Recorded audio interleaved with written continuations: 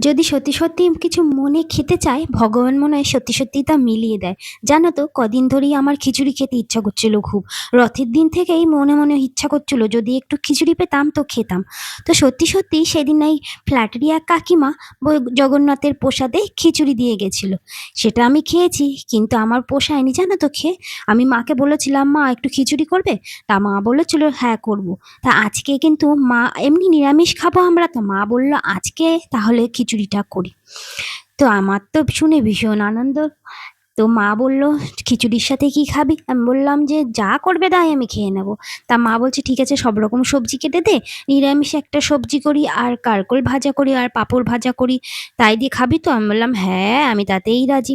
তো আমি প্রথমে সবজিগুলো কেটে দিচ্ছি, সব কিছু আলু, ঝিঙে, তারপরে এর ভিতরে কুমড়ো, বেগুন, পটল, পেঁপে, অনেক কিছুই দিয়ে সবজিটা কেটে দিয়েছি। মা এটাকে কষা কষা করে রান্না করবে, আর কারকোলগুলোকে গোল গোল করে কেটে দিচ্ছি, মা ভাজা করবে।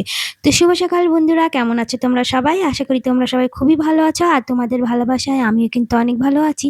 আমি তোমাদের সামনে আরও একটি নতুন ভিডিও নিয়ে হাজির হয়ে গেছি।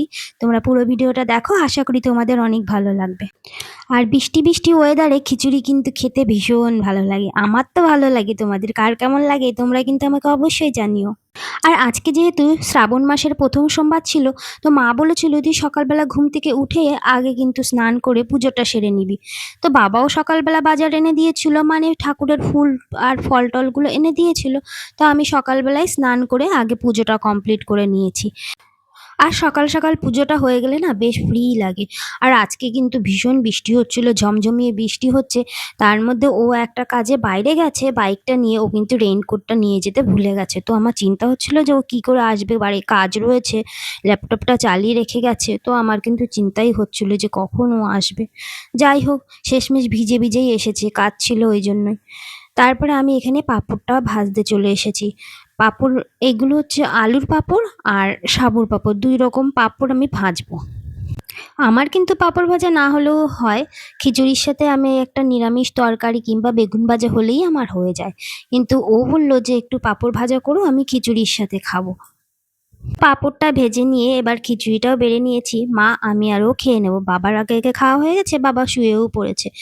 তো তারপরে দেখো এইবার সন্ধেবেলা চলে এসেছি চা করতে। আমি প্রথমে আমার জন্য লিকার চাটা করে নেব। তার মধ্যে একটু আমি আজকে ইচ্ছা করেছে মুড়ি মাখা খেতে। মুড়ি মাখা বলতে সাধারণ আর কি, মুড়ির ভেতরে একটু বাদাম আর একটুখানি মুগ ডাল ভাজা দিয়ে কোনো রকম মুড়িটা মেখে নিয়েছি আমি খাবোর জন্য। আর দেখো সবার জন্য দুধ চা করে নিয়েছি, নিয়ে কিন্তু আমি সবাইকে চাটা দিয়েও দিয়েছি। আর বাবা সন্ধেবেলা আজকে পাউরুটি ছিল সেটাই খেয়েছে, ওই জন্য কিন্তু বাবা আর অন্য কিছু খাবে না, শুধু চাটা খাবে।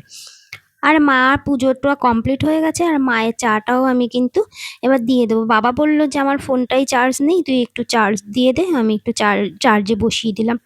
আর এখানে দিদিভাইও চলে এসেছে। তো আমি কিন্তু সবার জন্যই চা করে রাখি, আমি জানি এই সময় দিদিভাই আসে। তো আমি কিন্তু একবারেই চাটা সবার জন্য করে রেডি করে রাখি। কেননা আমার আবার রাতের রান্না থাকে, রান্না বলতে রুটিটা আমি মাকে আর রাত্রে করতে দিই না।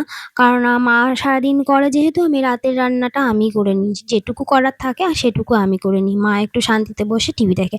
আর এই পুচকি সোনাটা এসেছে, ও কিন্তু আমাদের ফ্ল্যাটেরইও কিন্তু ভীষণ ভালো শান্ত ছেলে, কিন্তু এখন একটু বদমাশ হয়ে যাচ্ছে।